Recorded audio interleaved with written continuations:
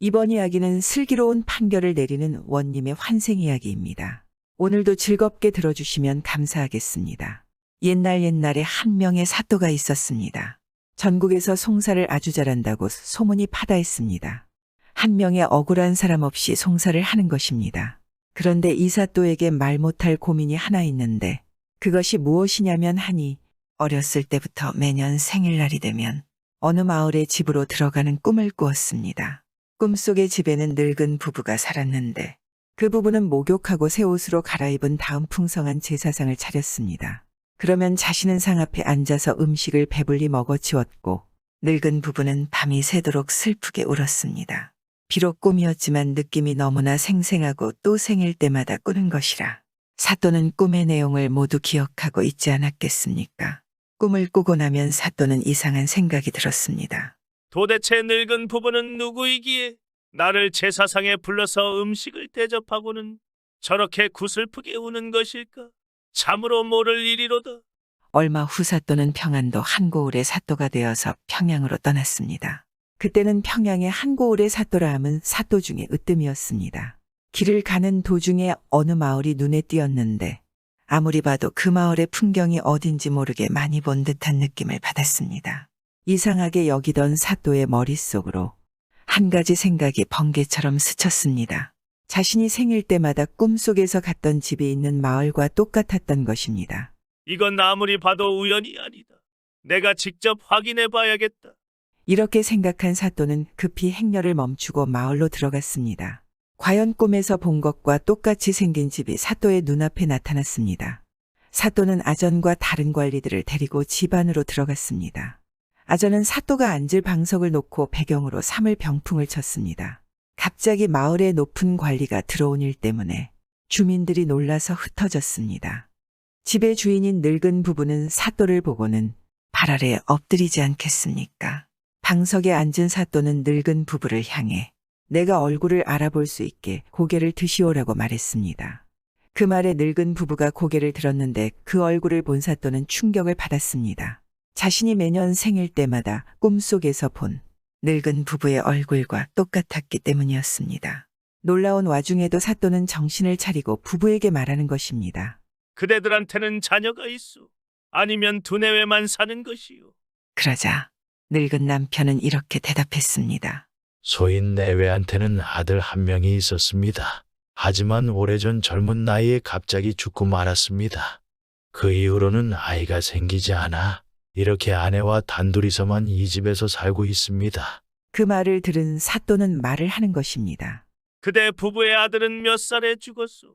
아들의 사망 연도를 사또가 물어보자 늙은 남편은 슬픔이 북받쳤는지 눈물을 닦으며 말했습니다. 제 아들은 15살에 죽었습니다. 아이는 어려서부터 영리해서 농부로 살게 내버려 두기에는 아깝다고 여겨 부족한 살림이지만 서당에 보내 글을 배우게 하고 책을 읽게 했습지요.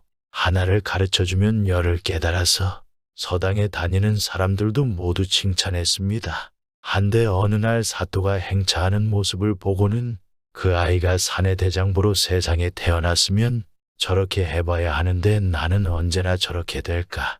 차라리 죽어서 다시 태어나면 저렇게 될지도 모르겠구나라고 탄식하고는 갑자기 병이 들더니 그만 모년 모월 모일에 죽고 말았습니다.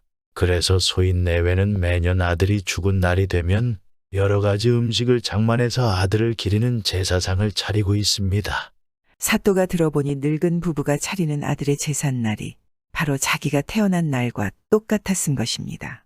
사또는 비로소 자신이 전생의 늙은 부부의 아들이었으며 사또가 되기 위해 다시 태어났다는 사실을 깨닫고는 마음속 깊이 북받쳐오는 감동을 받았습니다. 사또는 그 자리에서 늙은 부부에게 자신이 매년 생일 때마다 꾼 꿈 이야기를 들려주고서는 내가 바로 그대들이 잃은 아들의 환생이요. 하고 밝혔습니다. 그러고 나서 사또는 늙은 부부에게 많은 재물을 주고 자기가 부임한 곳 가까이에 있는 집 한 채를 사서 늙은 부부한테 선물하는 한편 농사를 지을 땅도 마련해 주어서 그들이 넉넉히 먹고 살 수 있도록 배려했습니다. 그 이후 사또는 고을에서 송사를 아주 잘했습니다. 한 번은 한 과부 할머니가 원님을 찾아왔습니다. 사또, 이 늙은이는 닭을 쳐서 먹고 사는데 어젯밤에 도둑이 들어서 닭 10마리를 몽땅 훔쳐 가버렸지 뭡니까? 부디 도둑을 잡고 닭을 찾아주십시오. 원님이 가만히 생각하더니 할멈 집에 닭이 있다는 걸 누가 아는가? 그야 우리 동네 사는 사람이면 다 알지요. 그래, 알았네? 하고는 이방을 시켜 동네 사람들을 다 불러오게 했습니다. 동네 사람들이 죄다 왔습니다. 늙은이 젊은이 남정네 아낙네 할 것 없이 다 와서 동원들이 그득하게 모여섰습니다. 그런데 그렇게 사람들을 모아놓고도 원님은 그냥 가만히 있는 겁니다. 쓰다 달다 말 한마디 없는 겁니다. 한나절이 지나도록 그러고 있으니 사람들이 좀이 쑤실 것 않겠습니까? 사또, 다 모였으니 이제 재판을 시작하시지요.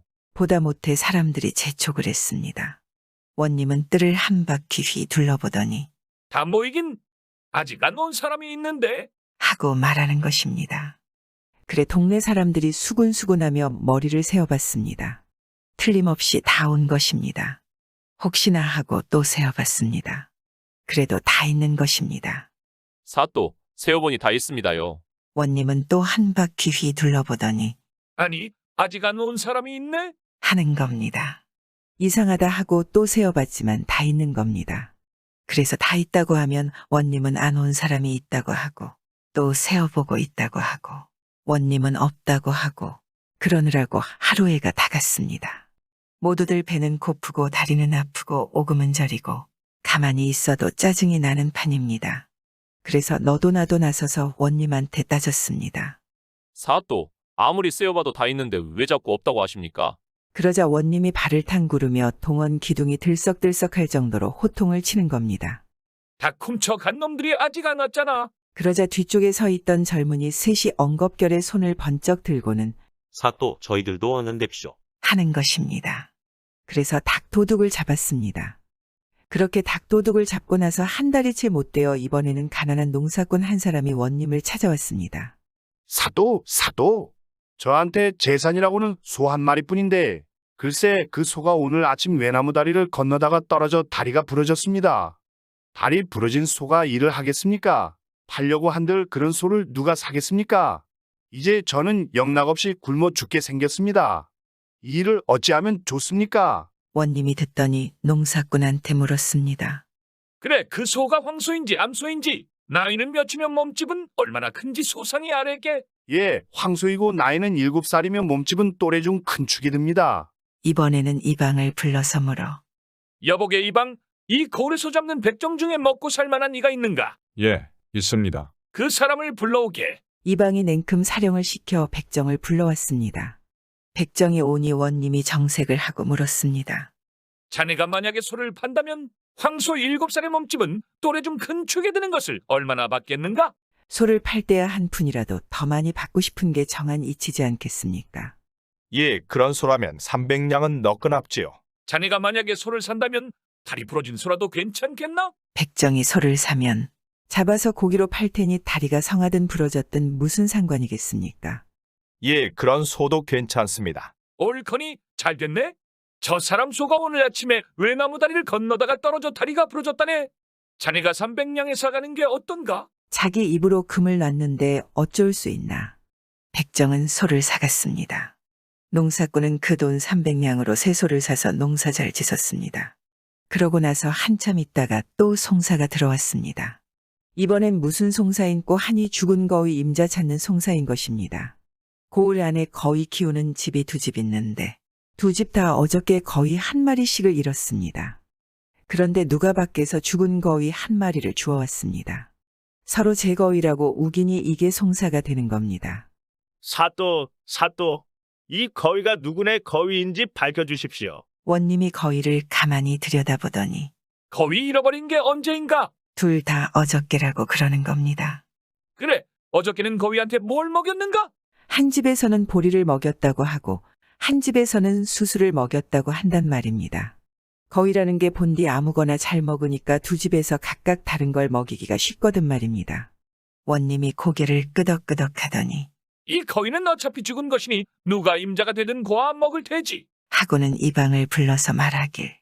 이 거위를 가져가 털을 뽑고 내장을 드러내어 고아 먹기 좋도록 장만해주게. 그리고 내장은 버리대 밥통만은 4개 가져오게. 잠시 뒤에 이방이 거의 털 뽑은 것과 밥통을 들고 오니까 원님이 밥통을 딱 갈라본단 말입니다. 갈라보니까 그 안에 보리가 있었습니다. 어저께 먹은 것이니 다 안 샀고 밥통에 남아 있었던 겁니다. 이것 보게나. 이 거인 보리 먹인 집 것이 틀림없지. 그렇게 해서 임자를 찾아주더라는 이야기입니다. 요즘에도 이런 원님이 많았으면 억울한 사람이 많이 없을 것입니다. 구독은 공짜입니다.